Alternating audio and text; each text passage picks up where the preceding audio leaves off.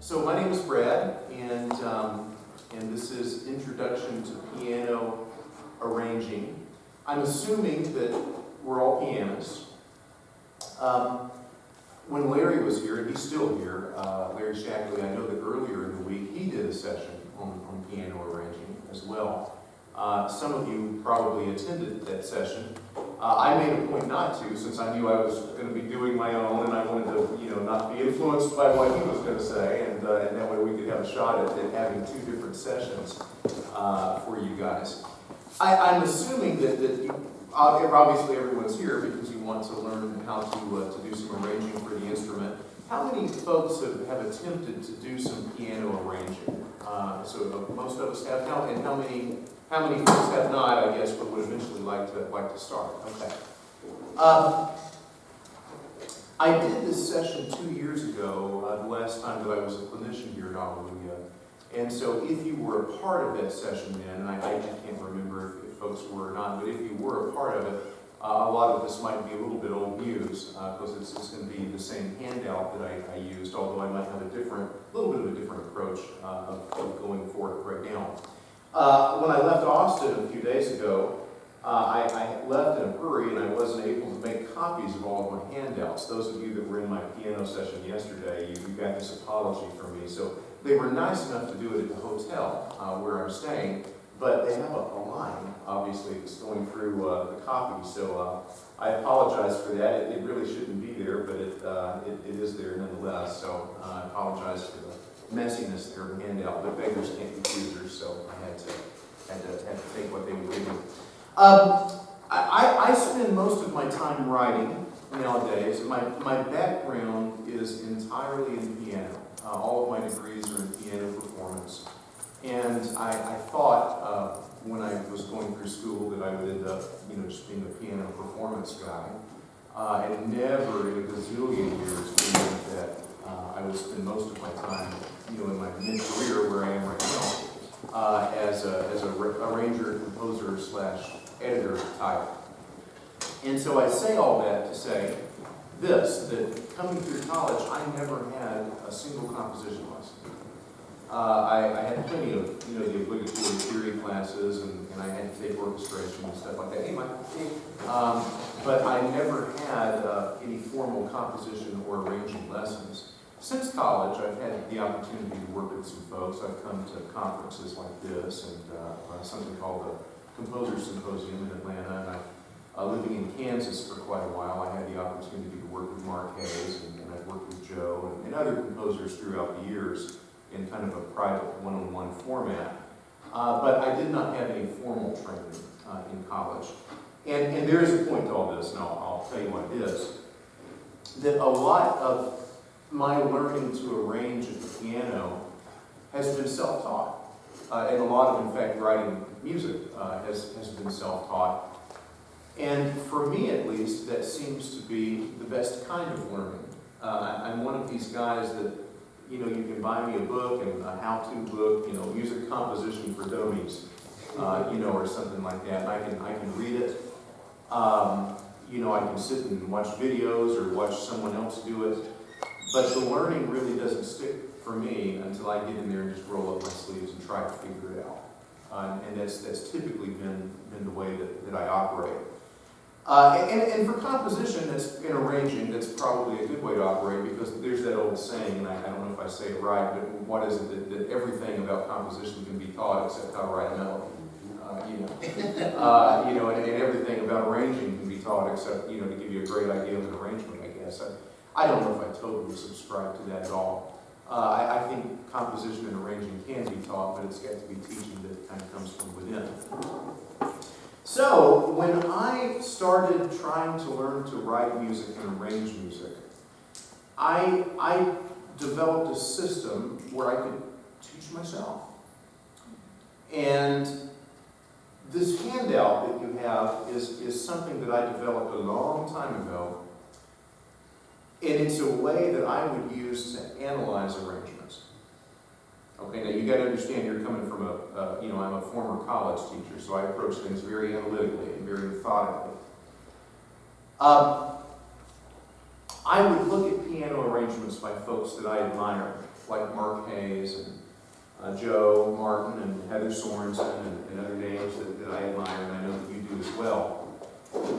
And I would say, oh gosh, I really like that arrangement. I wish I could do something like that. But, liking the arrangement isn't enough to teach you how to do it. You have to start kind of rolling up your sleeves a little bit and figuring out, well, I like the arrangement and it works, but why? What makes it work? And as I started analyzing arrangements, what I really kind of realized is that folks we use the same formulas over and over and over and over and over again. There's only a few different ways to put together an arrangement. Now, of course, the creativity that God gives each one of us within those tried and true formulas, there's I guess infinite variety. But the reality is the more arrangements that you study, you see that we go back to Solomon, that there just ain't nothing new under the sun. People are taking certain musical materials and manipulating them to come up with arrangements. So what we're going to do for the next 50 minutes or so, I'm going to kind of walk you through a little bit of these questions, and I'm going to demonstrate things along the way of my own piano arrangements. Within the course of a 50-minute session, obviously there's no way I can sit and say, here's from start to finish how you write an arrangement. But what I would love to be able to do is to give you the tools to take a look at what other people have done and figure out what it is that they're doing that makes that arrangement work, and then have a tool that you can extract from that you then can add to your tool belt. Does that make sense? So and I have plenty of these free sheets. I don't think we're gonna fill out the session. But you can either make notes on this and then go home and use this as a springboard maybe to your own set of questions that you would develop about arrangements that you're studying, or you can take this and use it. I tell you what, in my file in my office at home, I have about 60 of these, maybe more, that I've filled out. And I would find a piece that I like. Oh, here's a great Mark Hayes arrangement out of, Well-Tempered Praise, whatever it might be, Higher Ground. He's a great arrangement of that old spiritual. And I would take that and I would go through and answer every one of these questions about it. And then at the end, I would kind of say, well, okay, I really have figured out what makes this work. Now, how can I take something from that and apply it to what I'm doing? So that's the gist of how we'll approach this today. Maybe a little bit different from basically a how-to session. The first three questions we can skip through right away because they're just simple catalogs, right, of how, the song title and the arranger and what kind of genre it is. And so it's just a way of cataloging. But we can start at number 4. Talk to me about what you know about formal structure of how music is put together. Do we have anyone in here that's gone through theory? I know we probably have a few here on the front row that have. How in music do we label things? The structure of these. I do. I mean like ABA. Oh, okay. All right. One of the first things that I want to do when I'm creating a piano arrangement, or when I'm analyzing a piano arrangement, I want to check out the structure of how a piece is put together. Okay, I really am interested in knowing that. Because it creates a formal template that I then can put my own work on top of. So if we take, I don't know, What a Friend We Have in Jesus. Okay, how many bars are What a Friend We Have in Jesus? Yeah, it's 16. That's right. You get the first half would be 8 measures, and then you would go into the,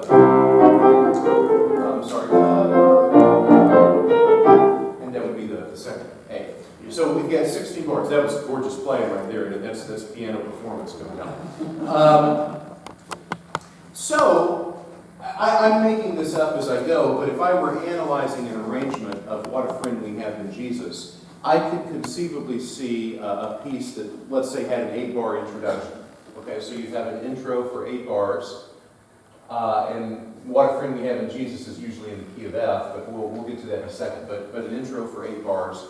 And then maybe we would have the first verse, which would be, the 16 bars, so that would be verse 1, and then 16 bars.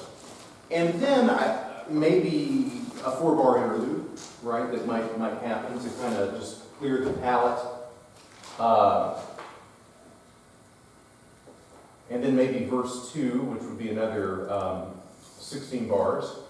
And then maybe an 8-bar interlude this time, which includes a modulation, right, that would be moving up into a higher key. So we'll call this interlude with a mod for modulation, and that might be 8 bars. And then maybe the last verse might happen, so another 16. And then a lot of times you'll have arrangements that kind of will bring back the introduction for the ending. So then we would have the ending, which would be 8 bars. Now this is hypothetical. I've made it up here on the spot. But if you were analyzing a piece of music, I would be very interested in knowing exactly what the formal structure is. Now I didn't, use A, B, A, and all the different, things that we learn in theory, although you certainly could. I've analyzed it in terms of this is the introduction, here's the interlude, this is an interlude with a modulation, here's verse 2, oh, here's the chorus. But in doing that, then already I have kind of a template that I can start working within. If I want to do now an arrangement of if I could find another hymn that would be 16 bars, maybe There Is a Fountain or something like that, then I have a template that I can now start hanging my musical material on. Does that make sense? Does that make sense? A lot of times, I have found in writing and arranging that the more limitations you can put on yourself, the more creative you'll be. And that seems very anti the way it should be. But there is nothing worse than staring at a blank piece of paper with the limitlessness of music out in front of you. And you just think, well, what in the world do I do? Well, when you find a formal structure that you like, then you at least have something now that I can start filling some gaps in and hanging some stuff on. Okay, does that make sense? And there's a variety of different forms, right, that you can use. So I'm always very interested in finding out what the formal structure of an arrangement is. And when I find a structure that I think I can work within or makes sense to me or seems balanced to me, then I remember it and it's one that I'm going to copy. Now, number 5. Does the arranger employ any standard arranging devices? What are some things off the top of your head? So in addition to answering these questions as we go through, I'm going to be introducing you to some typical arranging devices, right, that you can employ when you start your own writing. Some things off the top of my head that I came up with would be an altered time signature, maybe an altered modality, or a change of style. I have 2 piano books out. I've been privileged to have music that's been found in a lot of compilation books with other composers.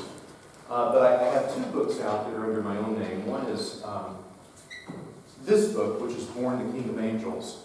I'm terrible at selling my own music. I'm great at selling other people's music, but I'm terrible at this. But it's in the bookstore, I think. I actually haven't looked to see if it is, but I think it is. So let's look at altered key signature first. Okay, this is something that I throw out there. It's one of the easiest ways that you can create something that is a little bit unique is to take something that is typically heard or felt or experienced in one key signature, or time signature. I think I said key signature. No, I'm sorry. Time signature. And to put it into another time signature. And not every tune lends itself to that with equal ease. In this particular book, I wanted to do Hark the Herald Angels Sing, but I didn't want to, I felt that it could be kind of a little bit more rhythmic, it could be a little bit more unique if I put it into a different time signature. What's Hark the Herald Angels Sing usually in? It's usually in 4/4. Well, I put it in 7/4. Okay, which, and that, I have to be honest with you, that stroke of brilliance did not just occur to me. I had to sit at the piano and kind of think, well, okay, what can I do that's unique and fun? So there's a lot of improvising and a lot of experimenting.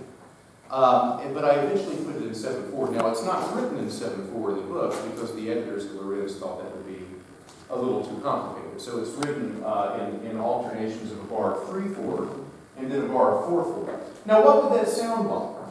There's an introduction that happens here at the end, but then we get into the gist of the tune. And you can hear it. Count 1, 2, 3, 1, 2, 3, 4, 1, 2, 3, 1, 2, 3, 4. In fact, count it with me. We start with a bar of 3/4, and then it goes to 4/4. So 1, 2, 3.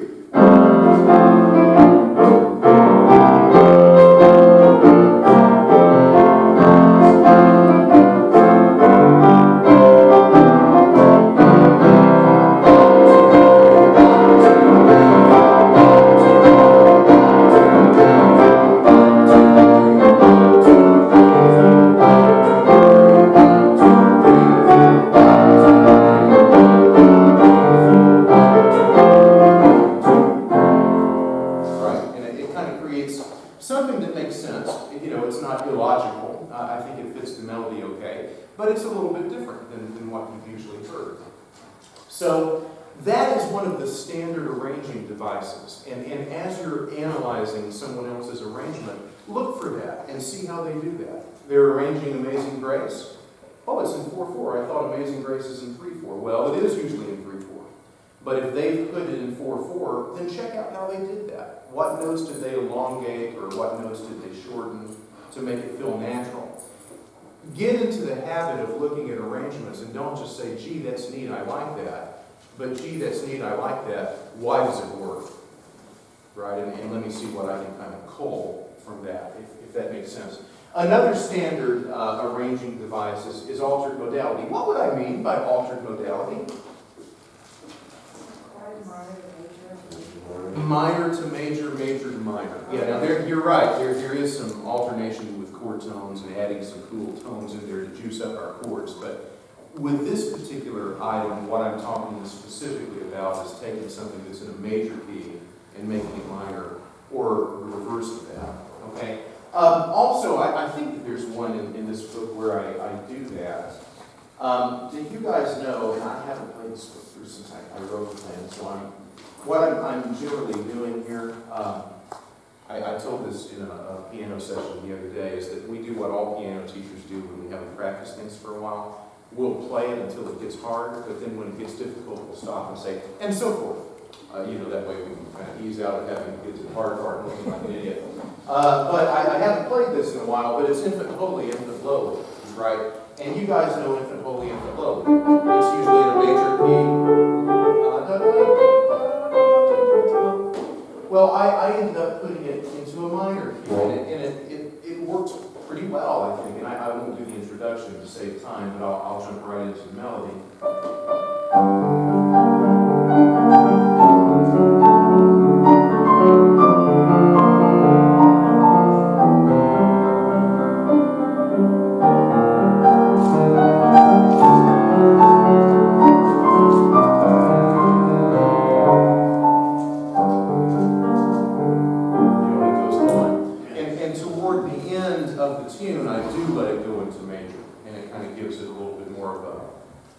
Majestic ending. But that creates a different slant on it, right?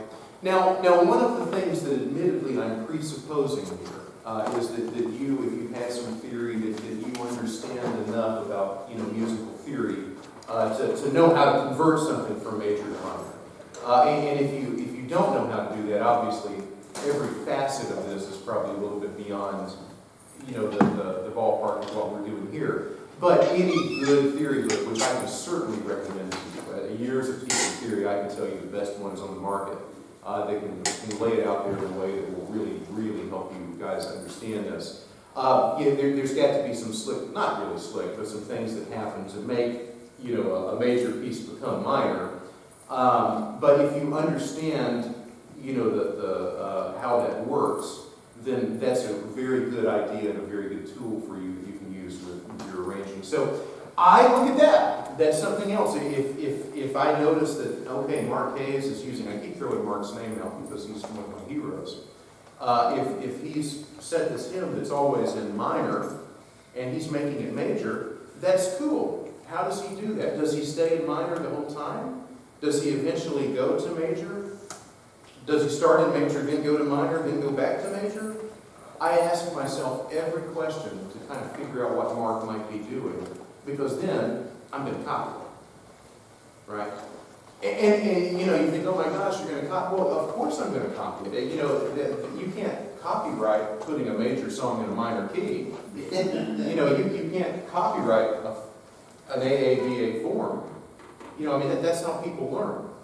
You learn by, that's the whole point of this. I want to extract techniques out and then copy them, right? You're not going to end up sounding like Mark Hayes. If you took one of my arrangements and copied everything about it, except you did it with a different tune, you're not going to sound like Brad Mix. Your originality is going to come out, right? But you have to kind of have these understanding of these techniques and tools to kind of know how to start. Then change of style, of course, change of style. This is probably one of the most common, things that you can do. Take something that usually is done in a very flowing, sweet manner and jazz it up a little bit, right? Or vice versa. This is the other book that I have out. This is a Shawnee Press book entitled Sketches in Ivory, and I created it several years ago. And there's one song in here. How many folks know, Lord, I want to be a Christian? That old spiritual. Okay. Well, it's done usually very reverently, and I didn't want to disrupt the reverence of that text. It's Lord, I want to be a Christian in my heart. It's a prayer. At the same time, however, when someone decides they want to come to Christ, there's a lot of joy in that. And so I thought I would capture some of that joy, and I'm an old jazz player from years back. And so I created a little bit of a swing arrangement of it.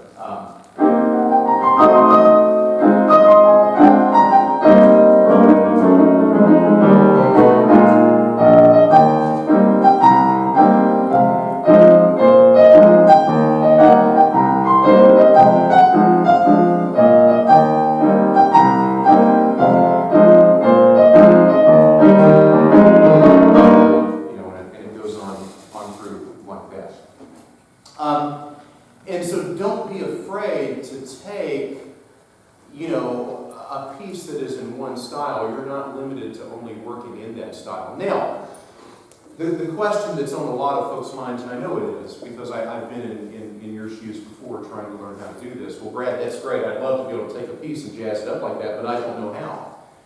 And I understand that the way you move it from one style to the next is that you have to be comfortable with that other style.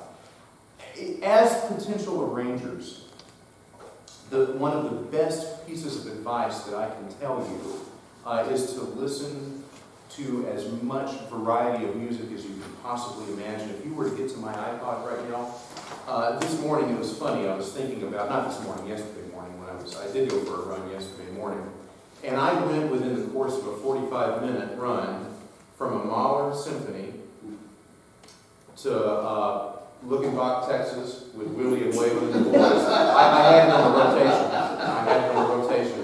To Charlie Parker playing with Bud Powell at Massey Hall. And I thought, if anyone listened to this, they would think, what a freak! But it's that kind of variety and exposure to a lot of different styles, and sometimes even styles that you wouldn't necessarily choose to listen to. But they eventually all kind of meld into your creative process and come out. So listening is a big deal.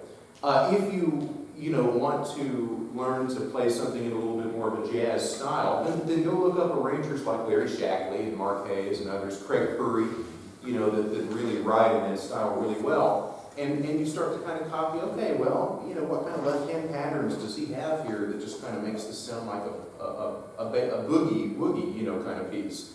Or what's he doing to, kind of create that cool bass line that sounds, jazz-like. And you just, okay. So taking things from one style and moving them into another style, that's one thing I always want to analyze. What chord progressions are used? This is the next step. I am a chord progression junkie. I know enough about theory to be dangerous. And if you've had theory classes, then I know you probably do as well. I won't put in a plug for a later session today. I'm not going to spend a lot of time right here talking about various jazz-like chord progressions. But later on today, I do have a session where that's all we're going to talk about. And so what I'm going to kind of pass over a little bit right now, I might unpack a little bit more in a later session. But when you are playing through something, if you find some measures that you particularly like, and you know it's different from what you're going to find in the hymn book, right? Then I always kind of mark those measures in this section of my handout. Okay, that way when I'm stuck and I just can't quite figure out a cool chord progression to go back to, I've got these 60 or 65 little things, and I can go back and pull out these sheets, and I can kind of say, well, I don't remember this, but I marked that in measure 57 of Heather Sorensen's arrangement here, she did a chord progression I really like. Let me go see if that's something I can either use or something that maybe can be a springboard to something that is my own. Right? So now, you know, a good arrangement, if it's 60 or 70 measures long, you might have 60 or 70 measures of entirely pre-harmonized, material. The arranger might not ever do anything that's in the hymn book. And so what you kind of have to do is pick and choose what places you find are particularly beautiful. And then the best that you can with the theory knowledge that you have, try to figure out what it is that they're doing. And then see if you can apply that. Let me see if I can give you an example here of maybe something reharmonized that I've done.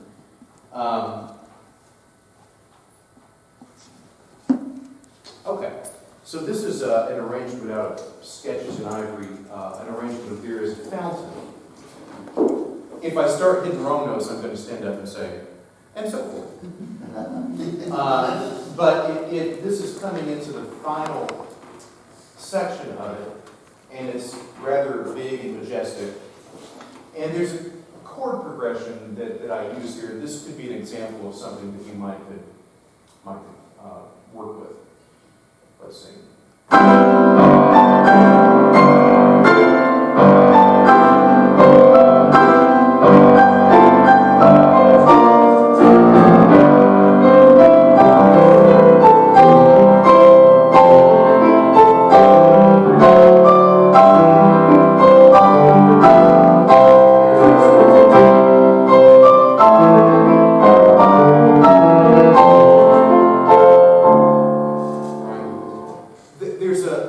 If you think about what the typical melody is for There Is a Fountain, what's the chord progression?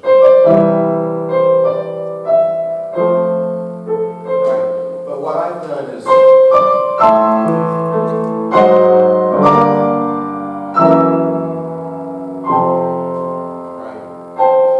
And you ended up in the same place. I ended up in the same place, right? That's right. Now, you don't have the music in front of you, and when I first started doing this kind of session, I actually would copy, a whole piece of music and hand it out, but then I kind of got in trouble with some publishers because they were, you really shouldn't be doing that. So I don't include that anymore.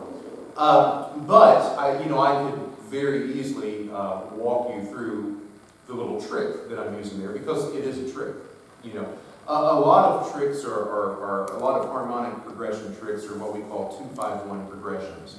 And that sounds very complicated, but it's really an easy thing. I'll give you a quick example of it.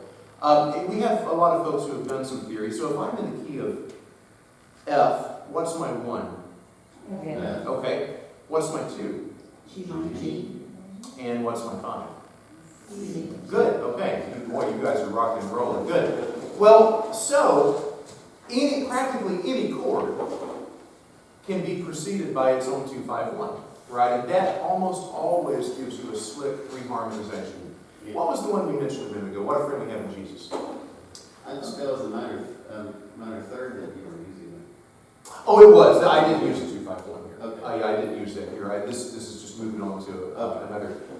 If if I play What a Friend We Have in Jesus, okay, and I'm just giving you bare bones chords here. It's 1, F, and then it goes to a 4 chord. Right, so that's F.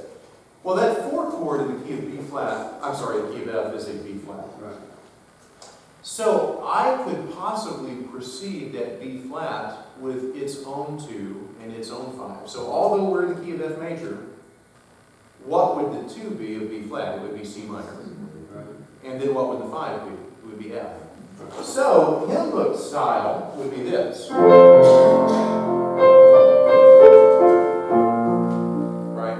But if I did it this other way, then it would be F, and then maybe it's C minor, and then F, and then the B flat, and then maybe somewhere else. C minor 7. Yeah, that's right. That's right. So, you know, that's a trick, and we'll talk more about those tricks when we get to our chord progression session. If you guys aren't, if you're interested in that, I think I got to get away from this guy. But when you find these harmonic tricks, they're just things you add into your toolkit, right? And then you use them. Right? So you analyze as much as you can, and you say, it's not enough to just say this sounds good. Why does it sound good? And what is it that the arranger is using? Number 7, what contrasts are found between various sections of the arrangement? What I'm thinking of here are primarily keyboard figurations and textures. Okay? We know that too much of the same thing is going to become monotonous. So I'm always interested in analyzing and looking and studying how someone uses texture. Okay? Name off a piano texture. I'll get you started. Melody in the left hand with kind of chords in the right hand. So in other words, don't tell Baylor my coffee is there, but in other words this. Right? Melody in the left hand, chords in the right hand. That's a texture. Okay, what else can you think of?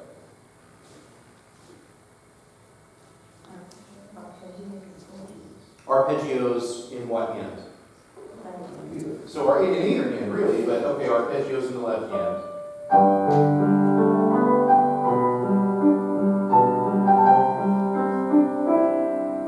Right, as simple as that is, that's already different from the hymn book. And I'm playing the chords. I haven't changed the chord. It's just creating a new texture. Okay? No arpeggiate the right hand. No arpeggiate the right hand. So maybe. Sorry, I'm trying to make sure it looks out of the right hand. Sorry, I can't do it. I get those 16 notes. I can do the 16 notes. The triplets, the 2 against 3s were killing me. That's another one, though, too. Yeah, that's right. The amount of textures that you can come up with, you can't copyright a texture. Right? And so you find textures that people are using, and then you steal it. Okay? Where can you find, what is the best source for finding keyboard textures? Go to the classics. You know, even if you're not a performing classical pianist anymore, which I am not, take a look at Chopin. Go through his preludes. You know, look at the short piano pieces, the Klavierstück from Brahms. See what Brahms is doing. I love Craig Corkett's keyboard writing. Do you know that Craig, and he's told me this before when I've talked composition with him, that he is a humongous fan of Brahms. And when you look at some of Craig's keyboard writing, now this is his choral music, and we're talking piano arrangement, but when you look at his choral music, I saw it yesterday, I can just say, there's Brahms. You know, it's coming through Craig Courtney, but the texture and the kind of figurations, it's straight out of the piano pieces from late Brahms. You know, and I know Craig loves that kind of music. But I probably would be able to see that anyway, just because I'm familiar with Brahms. He's one of my favorite composers, too. But, you know, who better to give you ideas for piano textures than the great piano writers? You know, Liszt, Chopin, you know, Brahms. Beethoven, maybe. You know, Beethoven and to a certain extent Brahms are known for not writing very pianistically. They write orchestrally. And you get people like Chopin, though, and Liszt, and maybe others that just intuitively, whatever they write, no matter how difficult it is, it just fits the hand, and it's they kind of have a gift for that. Rachmaninoff is tricky because he had large hands, and Rachmaninoff wrote for what Rachmaninoff could play. And the rest of us are thinking, now, how do I span 17 notes with my left hand and play every note at one time? But yes, any kind of piano writing that you admire, you do that. So you start to catalog textures. And not only do I want to catalog the textures, but I want to see how an arranger flows in and out of textures within a piece of music.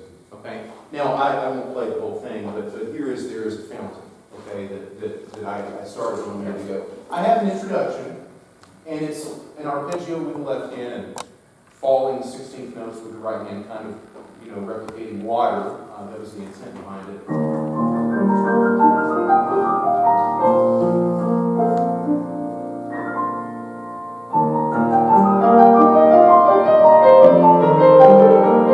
So here's the first appearance of the theme.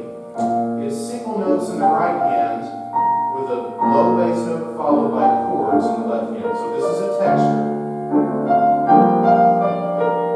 And it's one that you can copy.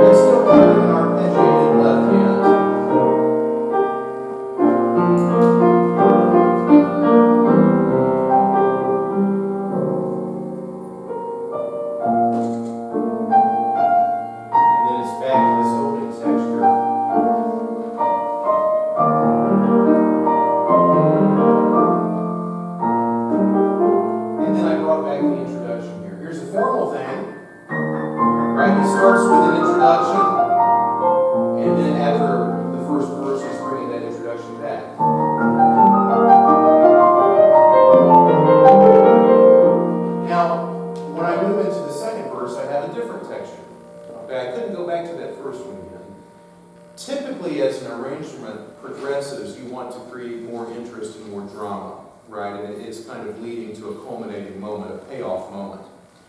Not always, but typically you create drama by an increase in motion, not a decrease in motion. So what I opted to do here was to use triplets in the left hand against the single note in the right. So that sounds like this.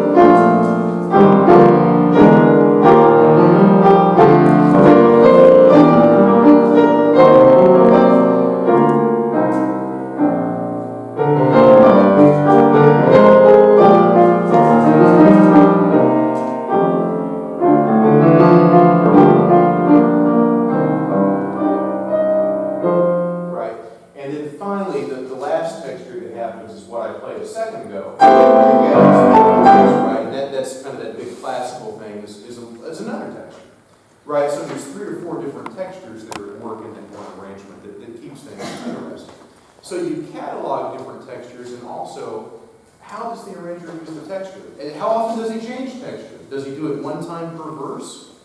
Does he have the same texture for the verse and the refrain, if there is a refrain? Does he change on the verse, then on the refrain? Does he change by phrase? Right? How you put on your analytical cap, right? And because that's when you start, on some level, teaching yourself, right, how this works at a deep level. I guess with the purpose of the arrangement, I guess it would, right? So if you're arranging for a video or something, the textures might change differently than it would if you're writing for. Absolutely. The words, the words, absolutely. I always, when I arrange, I have the words in the hymn book open because I want to know exactly what the words are. So yeah, there might be something in this particular verse of the words which might suggest a certain texture. And in fact, that's going to get a little bit into the next question, which is number 8. Does the arrangement text paint? lyrics in any way. Okay, one of the best ways to come up with a cool arrangement is to read through the lyrics and look and see if the lyrics suggest any text painting to you. What do I mean by text painting?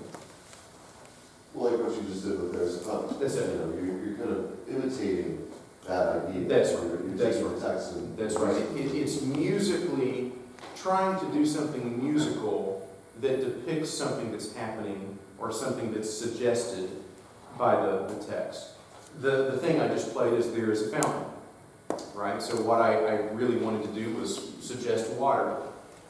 There is another arrangement in here of Deep River. I don't know if you guys, if you know the old spiritual Deep River. Well, Deep River, okay, it's a river flowing, right? So I wanted something that kind of flows a little bit. So I created this almost contemporary 16th note feeling for it.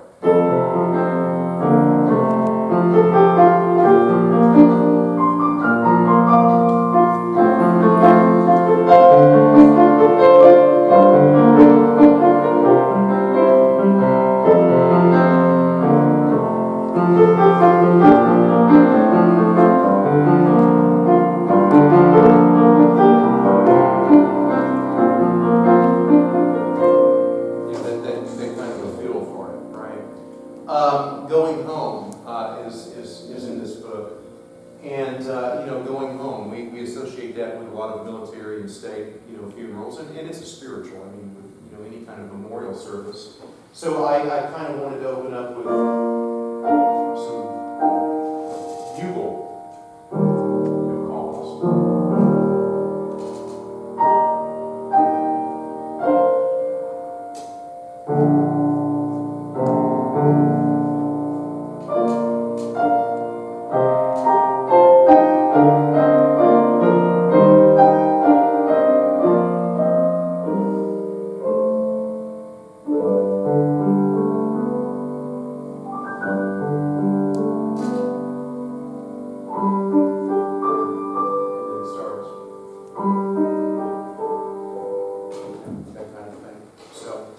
Any kind of text painting like that you can generate is, I think, always a plus. I know I'm going quick. It's just that there's so much material here. Does the arrangement modulate? Again, to understand how modulation works, it probably requires a little bit more theory than obviously what we have time to go into here. But here's the neat thing that I want to tell you. Out of all the music that has ever been written, there really are only a couple of ways that people change keys. Now, they can decorate that in a lot of different ways, but there really are only a few. Okay, and in fact, I've listed them for you. You've got something that we call pivot chord modulation, chromatic inflection, a common tone modulation, or a direct modulation. And I'm going to tell you something, guys and gals, that kind of be it. Now, Repeat that. yeah, you bet. Well, it's all. Yeah, it's in the handout there, Michael. Okay. Yeah, it's in the handout. It's in number 9. Oh. Yeah. Now, briefly, what are those kinds of modulations? Well, what's a pivot chord modulation? It's if you find a chord that is diatonic. You know what I mean when I use diatonic? It's found within the key. So I'm going from C to, let's say A major. Would that work? Yeah, that would. I'm trying to think if that would work. With some keys, you can't necessarily do a pivot chord. Let's go from C to G. All right, well, what I would do is take a look at chords that I have in the key of C major and chords that I have in the key of G, and if I can find one that's found in both of them, then that can be kind of a door that I move into to get from one key to the other.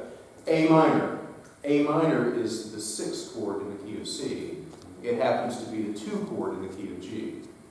Right? And so I could be rocking and rolling here in the key of C major, right, and then work my way down to A minor, and then maybe a D, and all of a sudden I'm in the key of G. Right? And the way that I did it was by means of a pivot chord. Right? I used A minor as the chord. It's found in both keys. I pivoted from one into the next. Chromatic inflection is probably the least interesting way that people modulate It basically is where you take, basically what it is you take a chord that's diatonic to the key you're in and you alter it to create the dominant of the key you're going to. And it's the typical hymn time, we're modulating. Okay, here we are, we've done verses 1, 2, 3, and 4 of Amazing Grace. We might have been slick and put that through many dangers, toils, and snares. We might have put that in a minor key, although that's kind of been cliched now for about 40 years.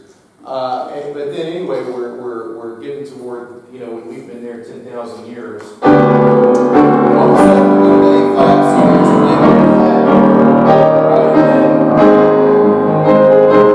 There we go.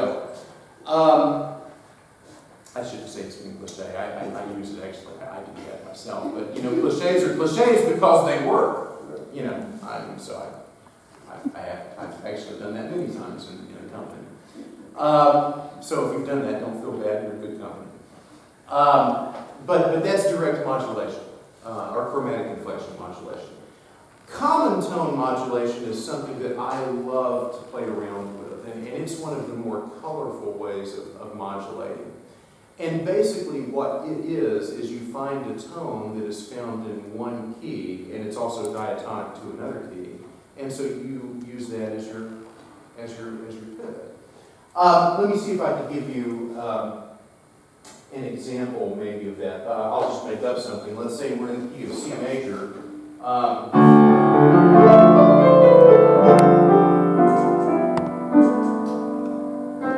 C.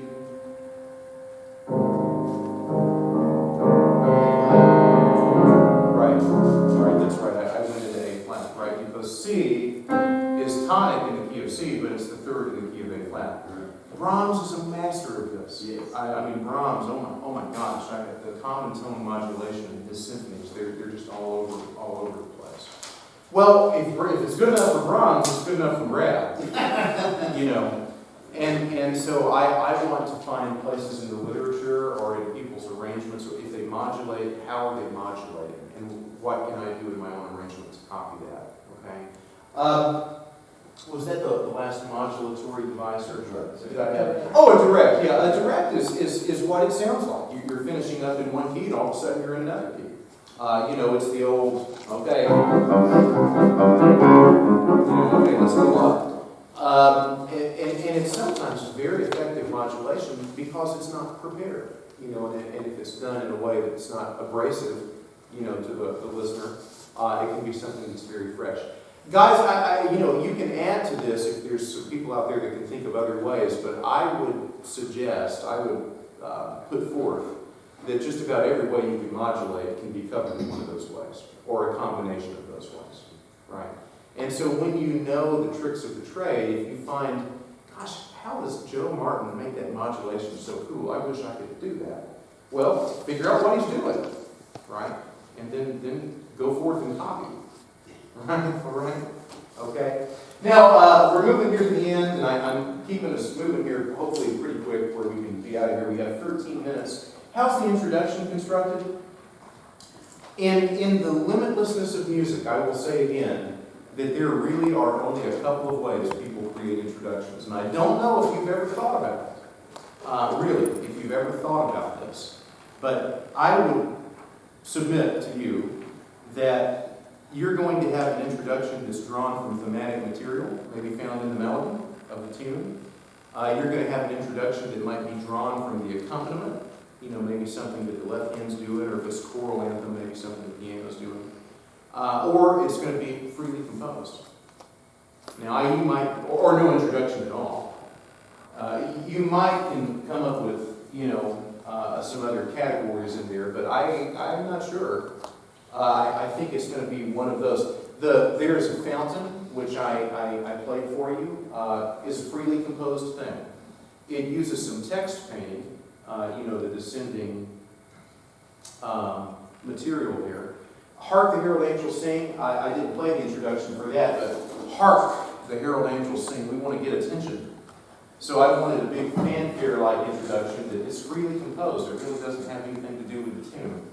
And it's in 4/4, by the way. Let's try that again.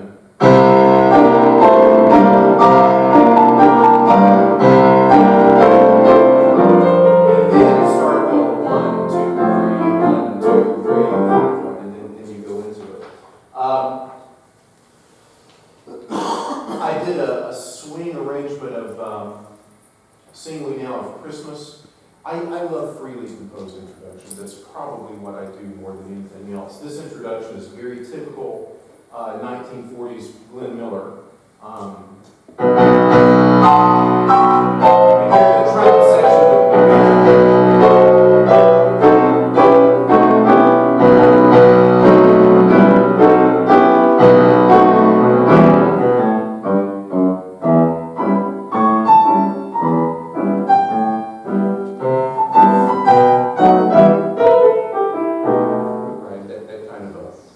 that kind of style. Okay. Introductions drawn from thematic material. That's all. These were examples of freely composed introductions. How many? In its simplest guise, it's our hymn book style, right? We're going to stand and sing hymn 434, and the organist or the pianist plays the last phrase, and then everyone comes in, right? Well, that's in its simplest form. An introduction drawn from thematic material. I'm trying to think if I have any examples of anything in here that might be a little slicker than that. And I don't know if I do, because I tend to sometimes, almost to a fault, make up my own introductions. Looking in here to see. Just kind of very quickly looking at the introductions to each one of these tunes. No, I'm not finding anything. But we know what that is, and it doesn't have to be as obvious as that, the last phrase. You could take a little snippet of a melody, of part of the tune and come up with something. We've been working with Amazing Grace. Let's go to What a Friend We Have in Jesus. So.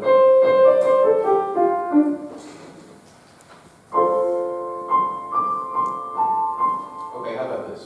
Let's see if I can do something here.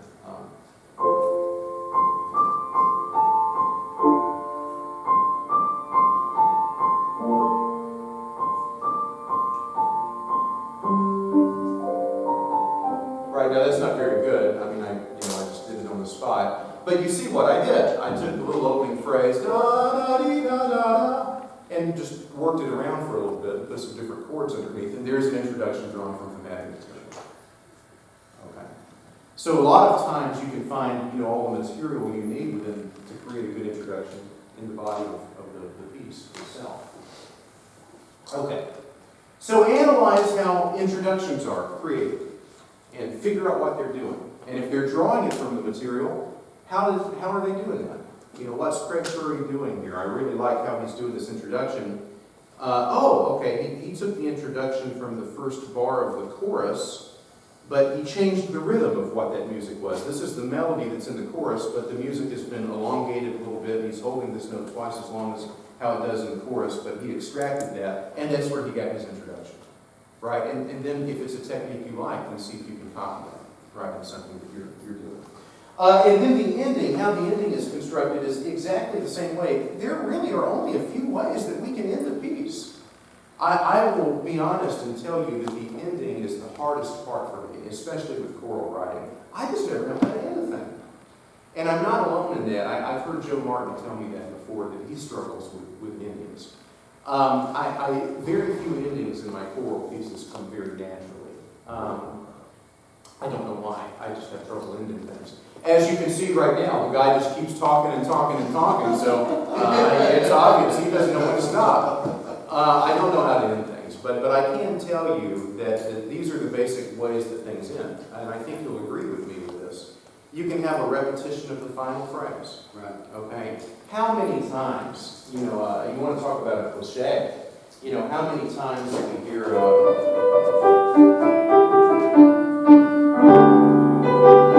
deceptive cadence? And then we go down to maybe a chord like that, and then they'll, repeat the last phrase, again. You know what? It's a cliche, but again, cliches are cliches because they work. So I, for one, am not afraid to use them. But repetition of the final phrase is always a tried and true, method. Augmentation of the final phrase, right? What do I mean by augmentation? You get down to that last phrase and you elongate it. usually it involves making it twice as long in terms of its note value. So if it were a half note and a half note, and then 2 quarter notes, it would be a whole note and a whole note and 2 half notes. Augmentation is usually doubling, the value of something. But that comes to a satisfying conclusion.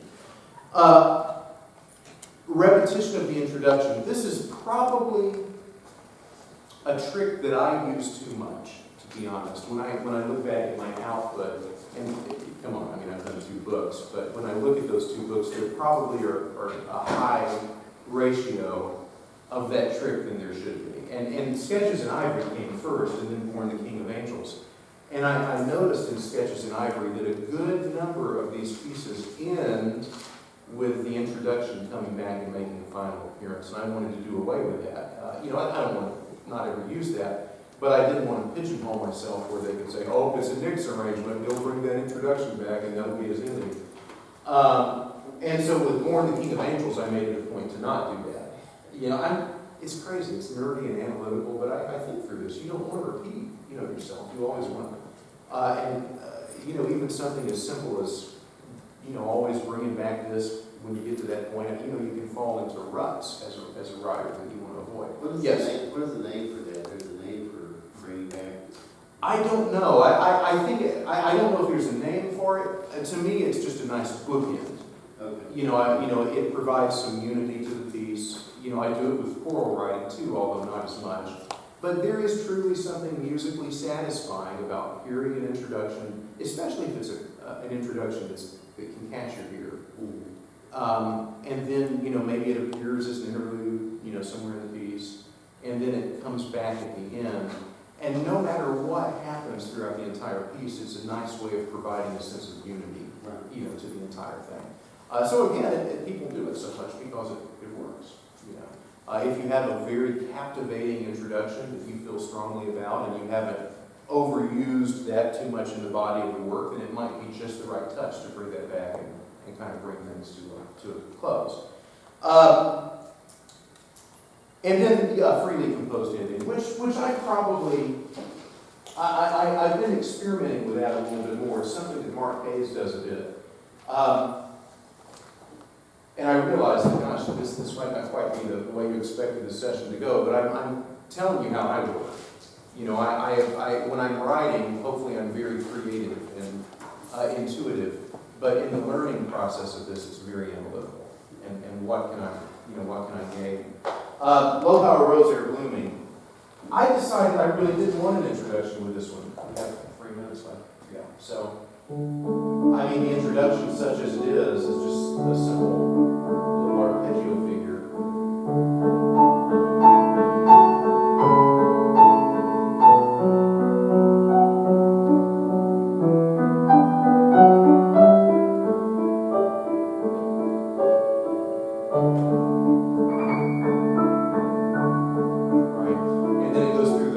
Body of the piece. Well, since there really wasn't an introduction, there was no way to really repeat the intro. Introduction is the ending. And so I had to come up with something a little bit different.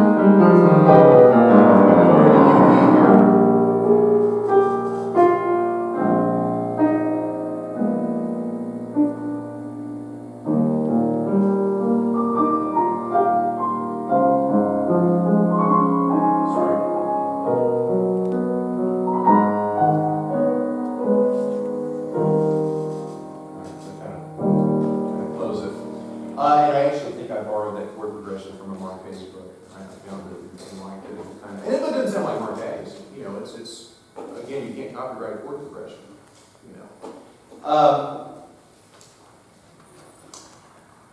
Then lastly, and this is the last question, 13 and 14 are kind of just summary questions. But the money note moment of the arrangement. Money note is a Nashville term. Every song's got to have a money note. You've got to have that moment where the listener likes that song, that moment so much that they're going to pay, how much ever money to buy the entire CD just for the one song that they like. Nowadays, you don't have to do that because you can just go to iTunes and get that song. But how many times, if we bought CDs or records just because we want to hear one song on it and you buy the thing. But all songs have a money note. And it's that moment that everyone, where the whole song pays off. You know, what we've been waiting for, it culminates, and this is the moment of the song. In songwriting, it could be a musical thing, it could be a text thing. You know, it could be something that happens more than once, although typically, you know, it usually only happens once. I'm a fan of Garth Brooks. One of his biggest songs back in the 80s was I Got Friends in Low Places. You probably all know it. What's the cool moment of that song? I got friends in low places. Right, well, he's doing some text painting there, and the lowest note of the song is the word low. Well, that's the money note moment. I mean, people just think that's really slick, you know, so they buy it because it's just such a cool thing. I want every piece that I arrange to have a money note moment, okay, the point where everything pays off, where it says to the listener, yes, the 3 minutes you've invested in listening is worth it, and here's where the payoff is. This is what we've been leading to. So I'm very interested in looking at how arrangers handle that moment of a song. Typically, it will be the loudest moment, the biggest moment, the flashiest moment, the most involved moment, although not necessarily. You know, perhaps, you know, the arrangement has been slick enough that the quietest moment, even is where it all comes together. That probably is not as common as the other way. But I'm interested in that moment, and I'm interested in, is it a successful moment? If it's successful, why is it successful? Is it because of the texture he's using here? Is it because of the way the arranger, he or she, has paced coming into it? Is it because there was a modulation right before it? Is it a combination of all of the above? What makes it so successful and satisfying? Because if I can figure that out, then perhaps I have a chance of copying that in my own writing. Frankly, you can also learn a lot from money moments that don't work. This just doesn't quite hit the nail on the head for me. I mean, he started, or she started, or he started, and it sounded like we were getting to a good thing, but kind of petered out and just didn't really do it for me. Well, why? Why did this not work? Because maybe we can have some pitfalls to avoid, you know, in our own writing. Then the last two questions are what are the arranging techniques, you know, that we can summarize. You know, maybe this piece that I've spent an hour or 2 hours spending my morning with has really taught me something cool about chord progressions. Or maybe, gosh, I love this arrangement, but what really stands out to me is the way that the arranger handled the contrast. You know, how he just so smoothly moved from one texture into another texture. Or, wow, maybe Heather knocked it out of this part of the arrangement because of the way she modulates. Heather is just a genius at moving into some really cool chord places in her arrangements. So what can I get from this, and what can I copy from it, right? So the more that you can move away from, gosh, I really like this, into, I like this, why do I like it, and how does it work, right? That's going to be beneficial for you as a writer. And for me, because I'm a self-learner, you know, having a sheet here that I can have in front of me that I actually can write stuff down on and think through almost like I'm filling out a test or taking notes on a book. You know, that to me seems to